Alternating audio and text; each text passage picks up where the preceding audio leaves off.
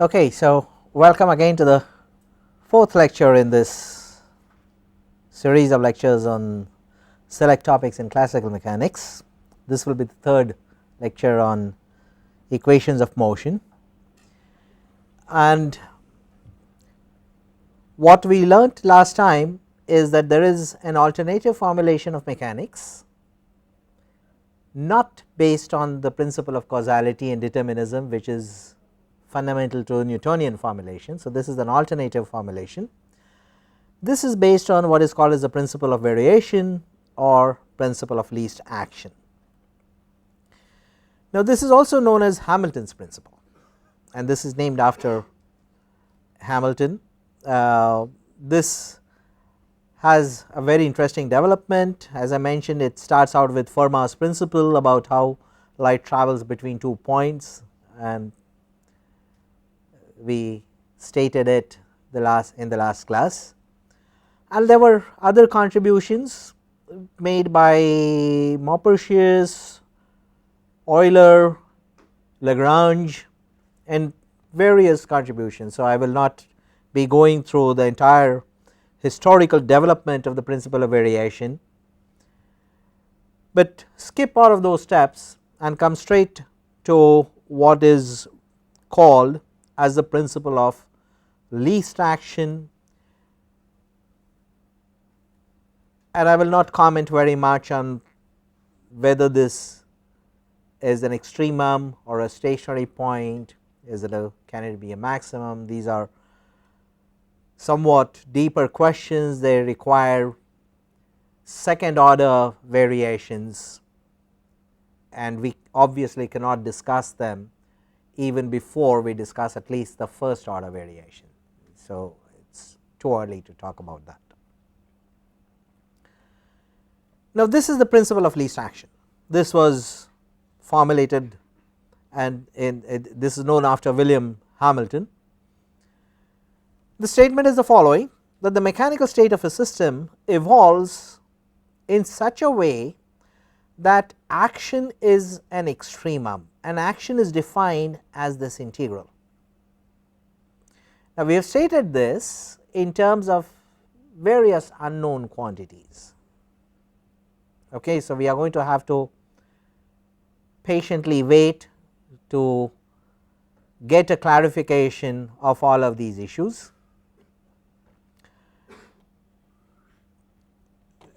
We have defined action as this integral. We have defined this integral of the Lagrangian, which is a function of position, velocity, and in general it is a function of time as well, but we will be dealing with those situations in which the Lagrangian is not an explicit function of time, but I will explain this.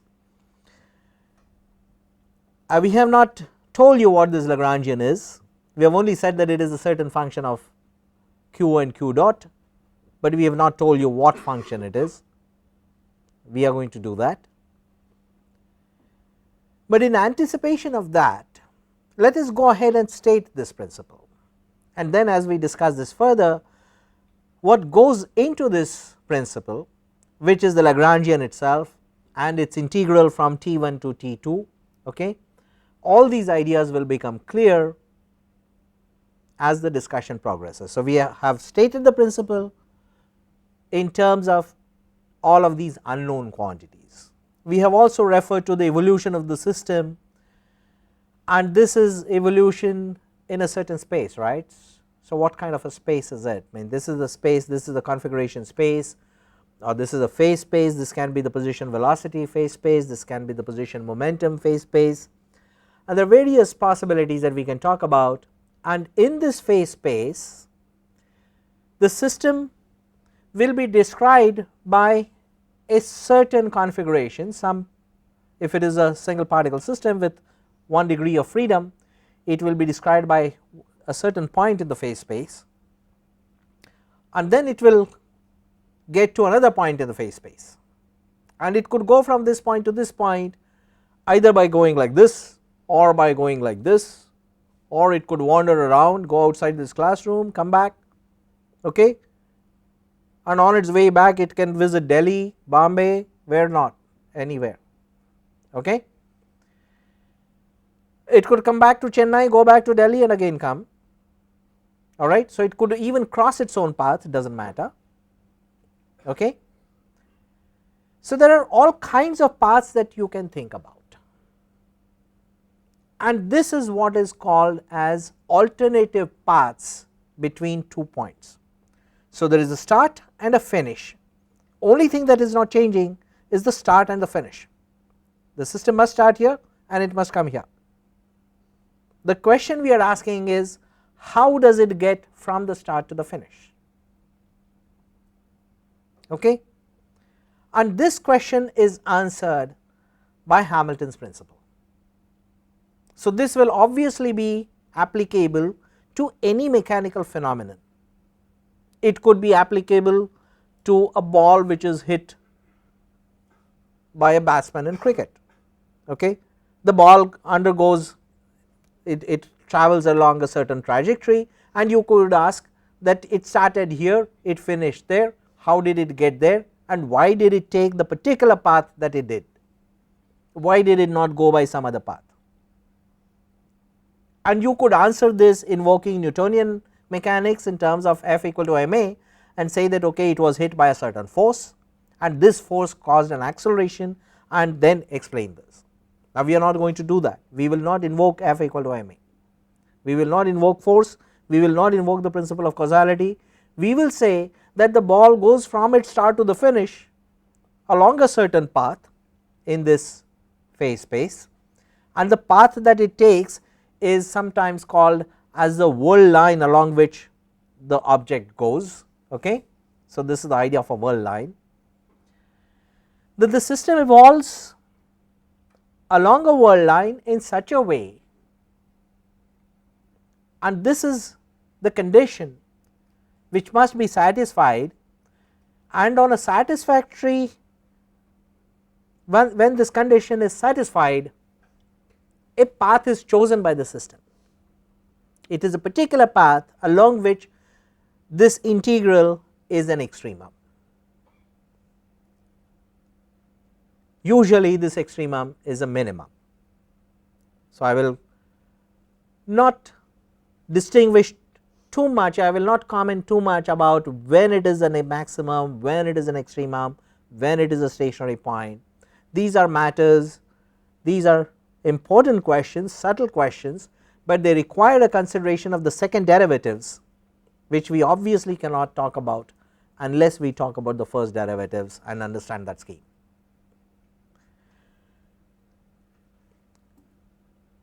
So, action is defined as this integral along the whirl line of the Lagrangian. It is a time integral, the integration is carried over time, it is a definite integral from the start to the finish, from time t1 to t2, okay. And you know that the integral is the limit of a sum. So, it has got a summation attribute, and we will recapitulate very quickly what an integral of a function of is like. I am sure you would have studied this in your high school and other courses, but for completeness I will just comment on what an integral is. So, you have got a certain function here, a function of time which is plotted against time, and you plot it in this range t1 to t2, and if you consider a small interval around the point t equal to t0, then if you look at the area under the curve, under this green curve in this little tiny strip, and you consider this area in the limit that the time interval delta t becomes infinitesimally small, delta t going to 0, then you can easily see that the area of the strip will be the height of the strip multiplied by the width of the strip. So, this area will be a product of the value of the function at t0 multiplied by the width delta t in the limit delta t going to 0, and if you add up these areas all the way from t1 to t2, you get the integral of the function from t1 to t2. So, that is the idea of an integral. It is obviously a summation, it is the net area under the curve, and it will have dimensions of whatever be the dimension of the function f times the dimension of the horizontal axis, which is time. So, the dimension of this area will be f into t. So, we are considering action as an integral. This is an integral of a certain function. The function that we are talking about is the Lagrangian, and we are yet to define what the Lagrangian is. So, we will begin an introduction to this Lagrangian, that this Lagrangian is a certain function of the mechanical state of the system. So, it represents the mechanical state of the system. Typically, this can be a function of the position, it can be a function of velocity, and in general it can be a function of time as well. Okay. So, the Lagrangian can be a function of position, velocity, and time. And there are two ways in which the Lagrangian can depend on time. One is it can have an explicit dependence on time. Now, when do you say that a certain quantity depends on time? It changes with time. So, if properties are different from the past to the present to the future, right, from yesterday to today to tomorrow, if the properties of nature are changing, then you have a system whose properties will be explicitly time dependent. Okay. But if you are looking at a certain object, like you have got a certain ball which is rolling on this table, let us say, okay, then the position of that ball which is rolling on this table depends on time. If I push this, okay, it propagates, okay, there are friction and other things will determine the exact path, but at each instant of time this object will have a different position, and the position of this object is now a function of time. It is not that the laws of nature have changed from t1 to t2. When the object goes from here to here, the laws of physics have not changed. Okay.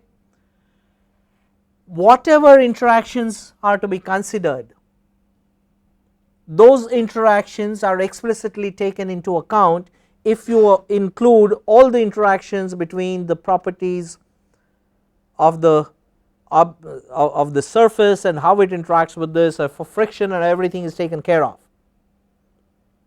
Okay. And not because there are certain unspecified degrees of freedom. If there are unspecified degrees of freedom with which this object were to interact, then depending on how these unspecified degrees of freedom influence the dynamics, you would have a different evolution along a world line. So, we are talking about a time dependence of the Lagrangian which can be of different character. One can be because there are unspecified degrees of freedom in the system whose interactions with what you think is the part of the system will change its time evolution, or else if you have taken everything into account, there are no unknowns, so there cannot be any dissipation. Okay. I think this is this is a good juncture where we can talk about what is dissipation or what is frictional loss. When you talk about a frictional loss, what do you mean by a frictional loss? Energy is lost, where does it go? Where can it go? if a certain amount of energy is created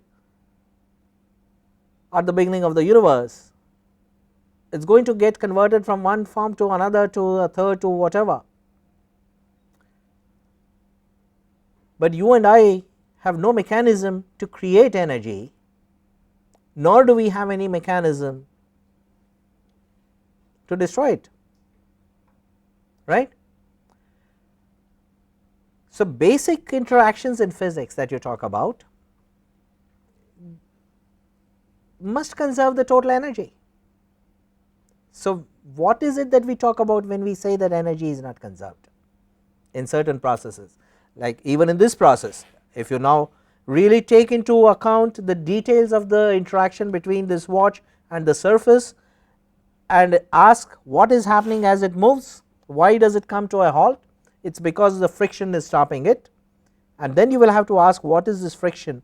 The friction is all of those minuscules of forces which operate between everything on this surface, which rubs every part of the surface underneath this wristwatch, and those are the unspecified degrees of freedom. If I draw a free body diagram, just the forces on this watch, and if I were to include only the push by my hand, everything else becomes unspecified degrees of freedom. But those interactions are also electromagnetic in nature. There are some additional attributes. Quantum mechanics also plays a role, but that is a matter of detail. So, if you consider a system in which all the degrees of freedom are included and there are no unspecified degrees of freedom, so there are no losses, which means that the properties of the system cannot change from yesterday to today to tomorrow. There will be no explicit time dependence. However, the position of an object could be time dependent, and the Lagrangian will then have a time dependence via its dependence on the position. So, the Lagrangian does not depend explicitly on time because all the degrees of freedom are included. The laws of nature are not changing from yesterday to today to tomorrow, but the Lagrangian depends on the position, and this position depends on time, and therefore, the Lagrangian depends on time. So, this is one mechanism of the Lagrangian having a time dependence. It could also depend on time because the Lagrangian depends on the velocity, and the velocity can depend on time. Okay. And whenever you have an object which is accelerated or decelerated, which is the same thing with a negative sign, right, then again the Lagrangian could depend on time because the Lagrangian depends on the velocity, and it is the velocity which depends on time. Okay. So, when you have a function which depends on an independent variable, time is the independent variable, it flows by itself, its flow is not controlled by anything else, it does not depend on anything else. So, it is an independent variable. The Lagrangian is a dependent function, it depends on time not explicitly, but through its dependence on position and through its dependence on velocity, and not directly. When you have such a description, you talk about what is called as an explicit dependence and what is called as an implicit dependence. If it depends directly on time because the laws are different or because there are some unspecified degrees of freedom which will interact with the watch and change the system evolution, right. If that were to happen, then the Lagrangian would have an explicit time dependence. So, that is not the kind of system we are going to be working with, but it is possible in principle, okay? And there are ways to deal with such systems as well. So, the dependence of the Lagrangian on time is not explicit, it is implicit through the dependence on position and velocity, which in turn depend on time. So, I have struck off t okay. There is a line crossing this t to remind me that I will not consider explicit time dependence, but implicit time dependence is explicitly shown here by writing q as a function of time t. Okay. So, this is an implicit dependence on time, but shown explicitly by writing t as an argument of q, and also writing t as an argument of q dot. We have still not told you what function it is, we have only said that it is a function of this, but what function is it, how do you describe this function? Is it a quadratic function, does it go as q square, does it go as q cube, does it go as a polynomial function of q, a q plus b q square plus c q cube, okay. Those things we have not answered as yet, we will of course have to do that. Obviously, the system evolution cannot be shown on a 2-dimensional surface, okay. In the previous figure when we had a time dependent function, let me go back to that again here, in which we talked about the integral of a function, right. This could be plotted on a 2-dimensional surface, you can plot it on your paper, on the blackboard, on the screen of a laptop or whatever, right. You can plot this on a 2-dimensional surface, but here you are talking about a time dependence which you cannot show on a 2-dimensional surface, but the meaning of area under the curve. Now, this is not an area in the 2-dimensional space, the idea of the integral being a limit of a sum, the idea of the integral being having an additive property, and this is important because one of the very important properties of action is that it has got this additive property, and that is manifest from the fact that it is expressed as an integral. An integral is essentially a sum, so it has to have an additive property, right. So, all of those properties hold, but you can't show it on a 2-dimensional surface. The system evolves along a path in a multi-dimensional space, which will be referred to as a phase space.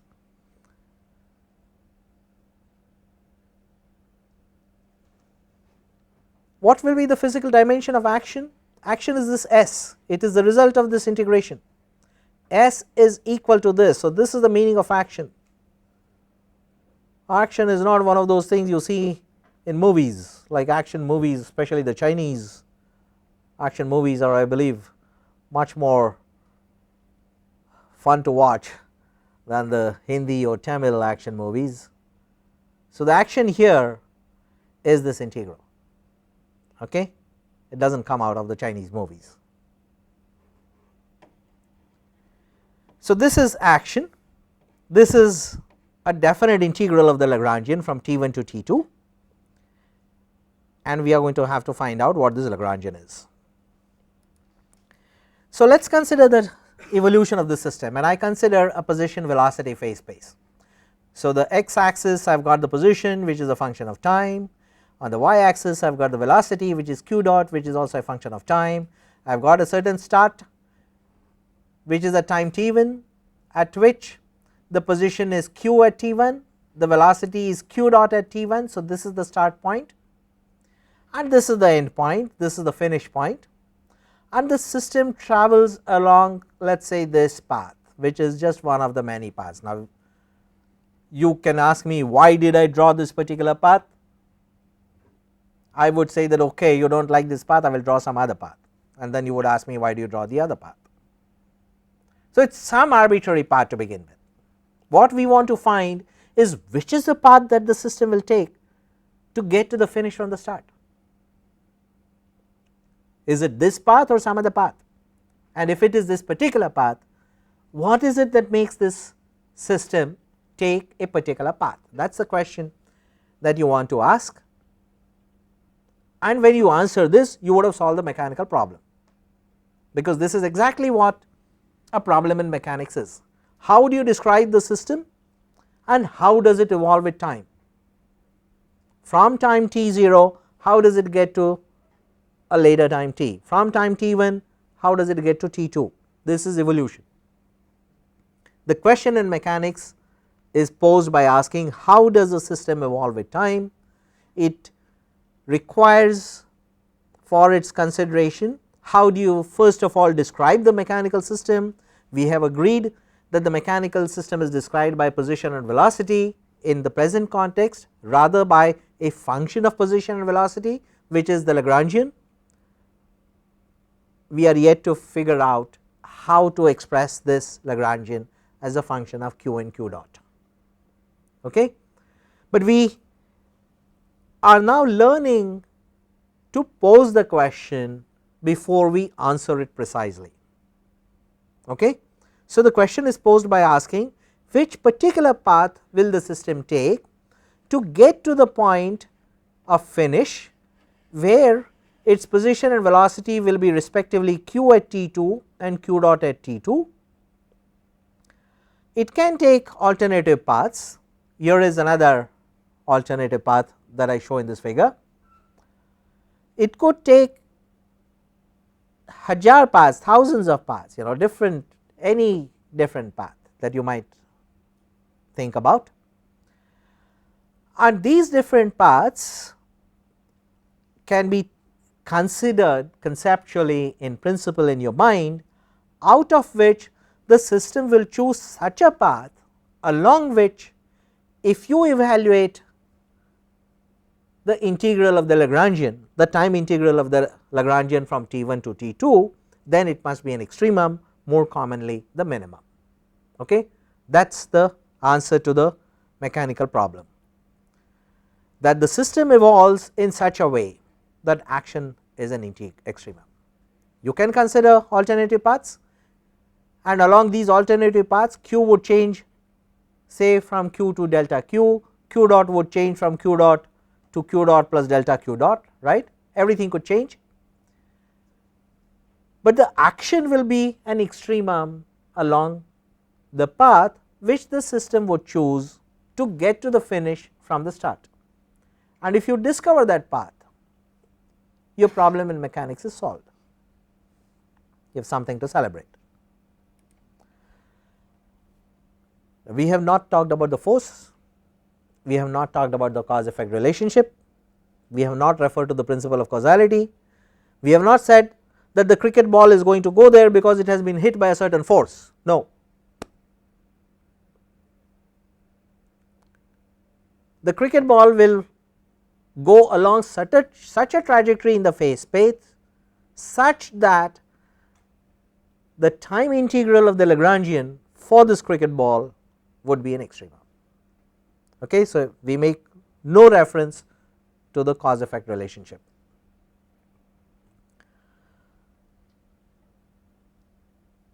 If it is an extremum, as we saw in the figure which I have on the board, then you have a variation would vanish, right.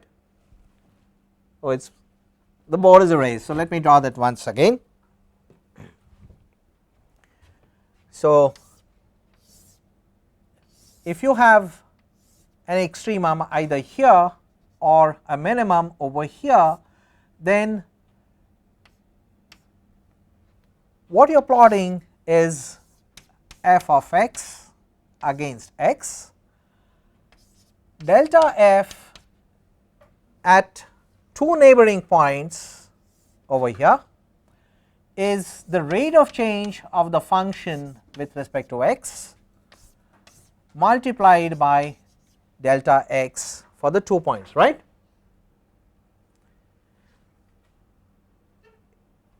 If this is an extremum, this derivative vanishes and delta f therefore goes to 0.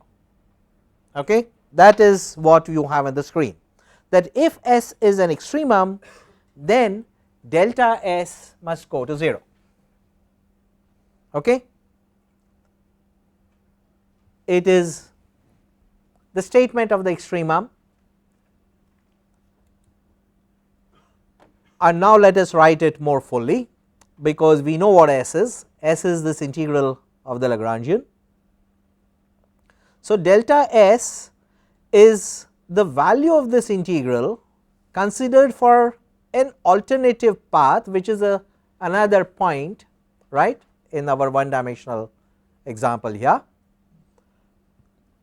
So, you consider an alternative path which is different from the one that you were talking about, which was our reference path, and the difference is indicated by writing the argument as q plus delta q and the velocity argument as q dot plus delta q dot. Okay. So, if you consider this time integral for an alternative path which goes for which the arguments, position arguments are q plus delta q and velocity arguments are q dot plus delta q dot, and subtract from this action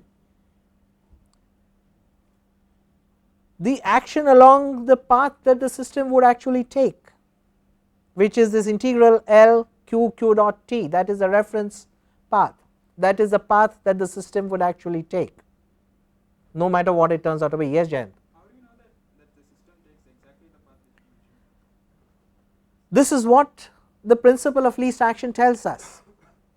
So we are sure that We do not derive it from anything else. This is the fundamental principle. What we do is we make no attempt to prove that this principle emerges from anything else which is more fundamental than this. What we do is to state that this is the fundamental principle. This will tell us how a system will evolve with time, and we subject it to all kinds of tests. If you find no exception to its predictions, then it becomes a law of nature. It is just like the fundamental principles in Newtonian mechanics. Like the first law and the second law, we did not deduce it from anything else. Why is acceleration proportional to the force? How do we know that it holds? We know it because we learnt it from Newton's insight. Newton recognized the fact that equilibrium can be changed, and if and when it does change, the change manifests as acceleration, which is directly proportional to the cause. So, here is a principle which was not deduced from anything, but it came out of an insight. We can test it. We can look at any situation in which equilibrium is changing, and we can ask, has the equilibrium changed, has the momentum changed, and if it has changed, at what rate does it change, what is dp by dt? This dp by dt will be mass times the acceleration, mass times dv by dt, which is mass times acceleration, right. Acceleration you can measure, you can take your measurement devices, you can actually carry out a measurement, right, with a speedometer, for example. You measure the speed at t1, measure the speed at t2, take the difference, divide it by delta t, take the limit delta t going to 0, you can actually measure it, it is a measurable thing. So, you can test it, you do not deduce it from anything else. So, the foundation principle in Newtonian mechanics is the principle of causality. Over here, the foundation principle is the principle of least action. You do not deduce it from anything, but you use it to deduce everything else in mechanics. Whatever else is happening in the mechanical universe, whatever motion you see, you can ask, is this observation explicable in terms of the principle of least action?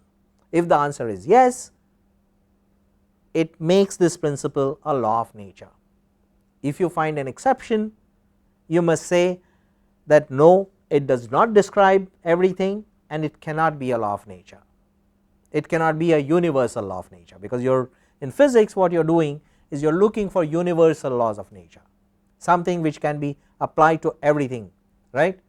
So, you do not have to formulate new laws to explain why apples fall from the trees or why various objects have whatever trajectories they will finally have. Why is it that water chooses a particular path while running down a hill? Okay. There are so many alternative paths that the water can take. Why does it take a particular path? If you can answer this using one principle, then you have a law of physics, you have a law of nature. The principle of variation is that law. Okay. So, the question of how do we know that this holds can be answered only by testing it, not by deriving it from anything else, but you derive everything else in mechanics from this principle because it is a fundamental principle. Okay. So, this is at the foundation of mechanics, and this is the alternative scheme that I talked about, that this alternative scheme is then inspired by the principle of variation rather than the principle of causality or the cause effect relationship. So, this is the principle of variation, and now we consider action along two alternative paths indicated by the difference in the arguments of the Lagrangian. So, here in the first term I have q plus delta q and q dot plus delta q dot, and in the second term the arguments of the Lagrangian are q and q dot. And what we see from what I just showed on the board is that at an extremum, since at 2 points in the vicinity of that extremum the change in the function is 0, because the change in the function is equal to the derivative of that function multiplied by the difference in the independent variable, right.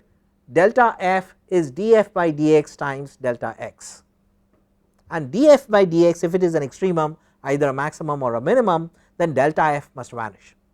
So, this delta s, the function we are talking about is action, this is this integral, this is the definition of action, and this delta s must be equal to 0. So, 0 is at the end of this equation, right. So, over here you have delta s equal to 0, and in the intermediate step we have written delta s explicitly as integrals over two alternative paths. Now, this is a restatement of the principle of variation, right. We are not proving it, we are using it.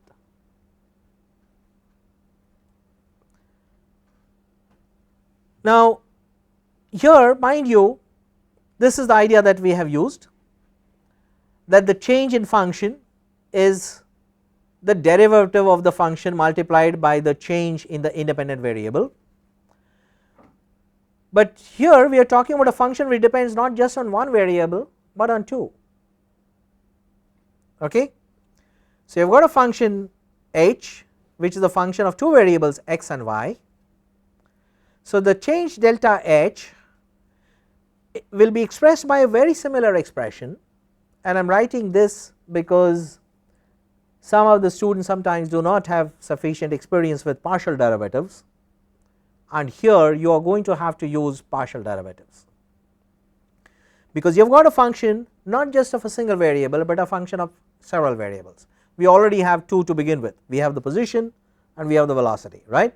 So, you have two functions, two independent degrees of freedom to talk about. So, the change delta h will be given by the partial derivative of h with respect to x multiplied by delta x plus the partial derivative of h with respect to y times delta y. And this, let me remind you that if you have, here is a function which is the height of a surface which has got some, which is a warped surface, and the height of the surface above a flat bottom is different at different coordinates x and y. So, it is therefore a function of two variables, and the partial derivative of the height with respect to x is given by this ratio in the limit delta x going to 0 determined at a constant y 0, and the partial derivative with respect to y is likewise determined by this ratio, in which you take the difference with respect to changes in the y variable at constant x 0. So, here y 0 is held constant and x 0 is held constant. So, these are partial derivatives, and we must use these partial derivatives in the context of the Lagrangian, because we have to take the change in the Lagrangian, but the Lagrangian can be changed because of changes in q, it can also change because of changes in q dot. So, you must take the partial derivative del L by del q and also the partial derivative del L by del q dot, right. So, both will be involved. So, let us do that. So, this is the kind of difference equation that we get. Delta S is the difference in the values of these two action integrals, and delta L, I have combined these two terms, this integrand minus this integrand is this delta L, right, and this delta L will be the partial derivative of L with respect to q times delta q plus the partial derivative of L with respect to the velocity times delta q dot, and this dt is just the time integration that we must keep track of. What is written in this beautiful bracket, this curly bracket, okay, is the exact analog of this expression here, that a function of two variables is expressed as a partial derivative of the function with respect to one variable times the change in that independent variable plus the partial derivative of that function with respect to the other variable times the change in the other variable. So, this very function is what comes over here, that this delta L is del L by del q times delta q plus del L by del q dot times delta q dot, and then you have this dt which stands out over here and the definite integral from t1 to t2. So, this is a restatement with explicit reference to the partial derivatives. Now, look at this variation delta q dot. What is this? What is delta? Delta is making a reference to the alternative paths, right, and this process is completely independent of the time dependence of the property. So, delta q dot, this is variation with respect to alternative paths. D by dt is measuring the rate of change with respect to changes in time. These are two independent operations and they can be carried out in any order because they are completely independent of each other, one does not affect the other. Therefore, delta q dot, what you have in this circle here, is exactly equal to d by dt of delta q, because these are two independent operations. So, this offers a little bit of simplification, and now we have to handle this particular expression here. So, we will do it, but when we do so, we have to carry out an integration from t1 to t2 of the first term, which is del L by del q delta q, and over here in the second term these integrals are of course additive. So, in the second term we have to integrate a product of two functions, one is this del L by del q dot and the other is d by dt of delta q. So, we have to use the relationship for integral of a product of two functions, okay. And this is very easy to do because you know that the integration and differentiation are inverse operations. If you take the derivative of a product of two functions, so you have got a function f and a function g, and you take their product and take the derivative of this product of these two functions, then it is df by dx times gx plus fx times dg by dx. You write this term on the left, bring this term to the right, you get fx dg by dx equal to d by dx of this term minus of this df by dx times gx. So, it is the same written by readjusting the terms, moving them to the left and right and keeping track of the sign, right. So, this is what we have, and now if you integrate both the sides, the integral of the left hand side is equal to the integral of the right hand side, which will consist of a sum of integration over these two terms with the minus sign kept track of over here. But over here we have a very fortunate situation, because you get the integral of a total derivative, okay, and these are inverse operations. So, you get the integration of the total derivative will give you just the term whose total derivative whose integral you are determining. So, you get f(x) gs to be determined between the limits x2 and x1. So, all you will have to do is to subtract the product f(x) gx at x1 from what it is at x2. So, this is really what gives us the very famous and well known formula for integral of a product of two functions. So, try not to just mug up the formula, but get it from first principles, it is very easy. So, this is the result now. This is the integral of a product of two functions. F of x is the first function, dg by dx is the second function, and you take the difference of the fx and gx, which is the first function. This is the integral of the second, integral of dg by dx is g of x, and you take the difference x2 minus x1. So, difference of fx gx at x2 minus the corresponding product at x1. So, that gives you the first two terms, and then you have the integral of the remaining term, right. So, that is how the formula comes, and many students know it by heart, which is not always necessary, because you can very easily get it from first principles. So, here you are. The actual integration that we have to do is over here. This is where we met the integral of a product of two functions. We already have the formula with us, which is this. So, we just apply this formula to this situation, in which this will be interpreted as the first function and d by dt of delta q as the second function. So, from this integral I have written this term exactly as it is, which is T1 to T2 del L by del Q delta Q and dt. So, I have not changed the first term at all, and with respect to this second term over here, I will make use of the integral of a product of two functions, okay, and we have that formula with us. So, that gives us corresponding to this fx gx.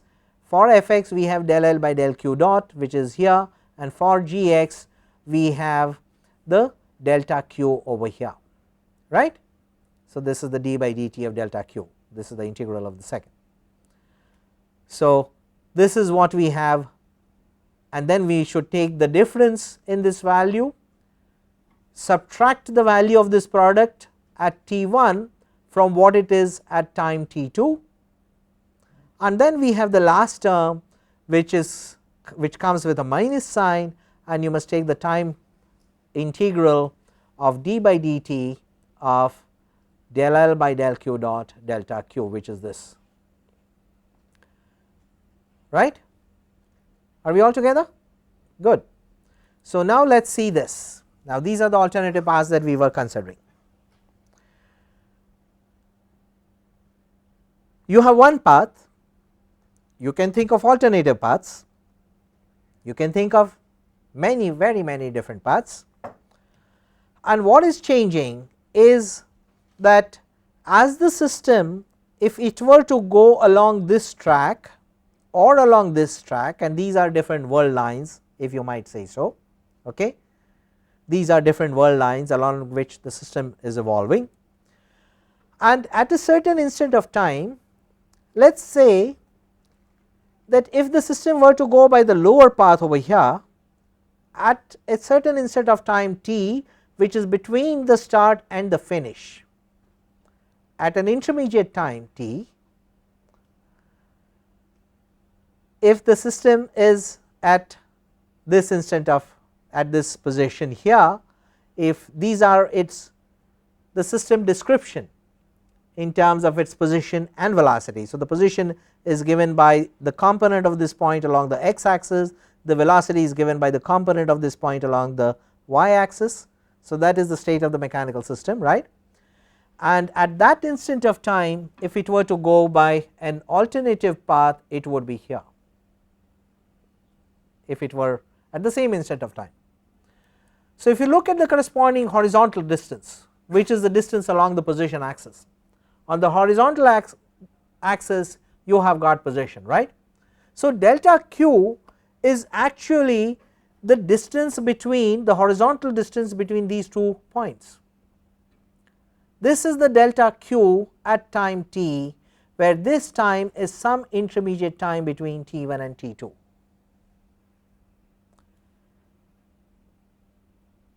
And what can be the value of delta q at the start? Now, we know what delta q is. Delta q is the horizontal difference between the position along alternative paths. There can be millions of alternative paths that you might want to consider, hundreds. We have shown only 2 on this figure, you can consider hundreds, but no matter how many you consider, delta q at the start will be 0, and it will be 0 also at the finish, right. So, that is one thing we know, and I think I am going to stop here today, and we will resume the discussion from this point in the next class. I will be happy to take some questions.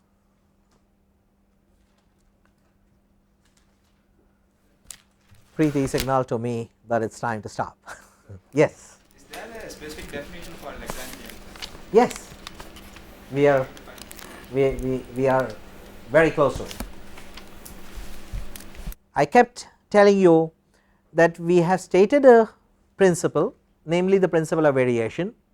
We stated it by saying that this tells us how a system evolves from the start to the finish, and the criterion is that action, which is the time integral of the Lagrangian, is an extremum. So, we stated a principle without defining what the Lagrangian is, except that the Lagrangian is a function of q and q dot, but what kind of a function it is we have not stated as yet. We are very close to doing that. We will probably be doing it in the next class.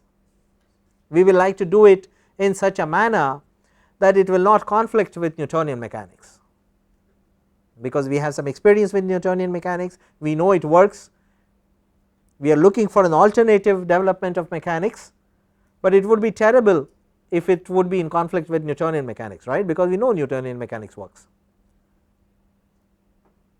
So, we will make sure that there is no conflict with Newtonian mechanics, and Lagrangian must be defined in a manner so that it will not have any conflict with Newtonian mechanics, and it will then give us the correct exact function which will describe L as a function of q and q dot.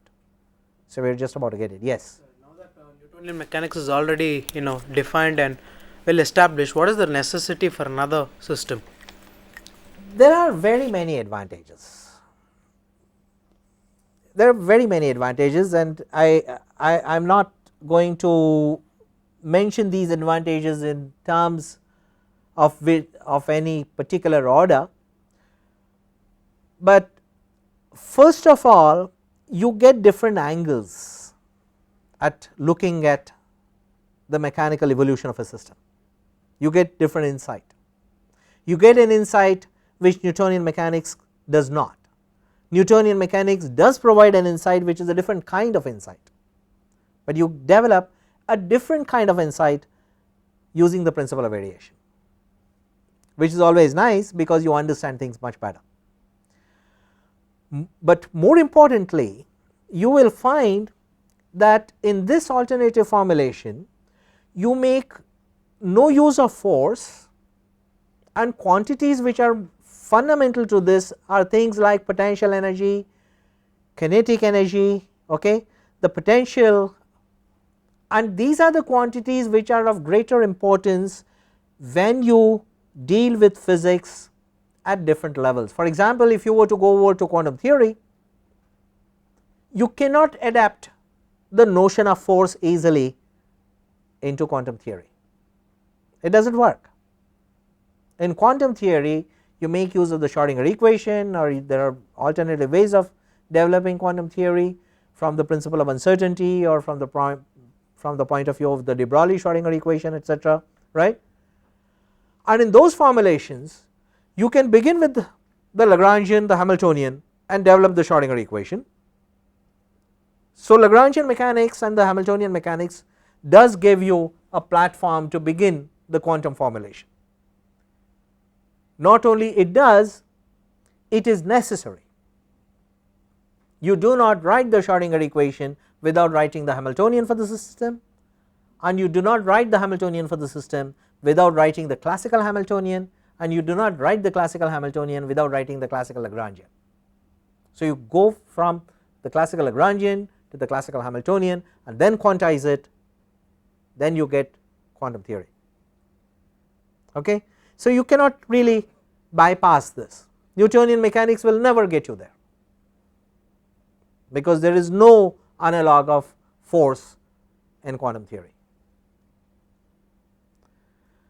But of course, Newtonian mechanics has certain limitations, and the Lagrangian and Hamiltonian mechanics also has certain limitations, but I will comment on it in the next class. If there is any short question, I will take it. Why does delta Q have to be the horizontal distance?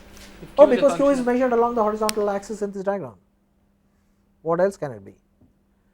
You are plotting, these are two independent variables. Position and velocity are independently required to specify the state of a system. The state of the system is specified by a point in the position velocity phase space. These are independent of each other. The velocity is not a function of position.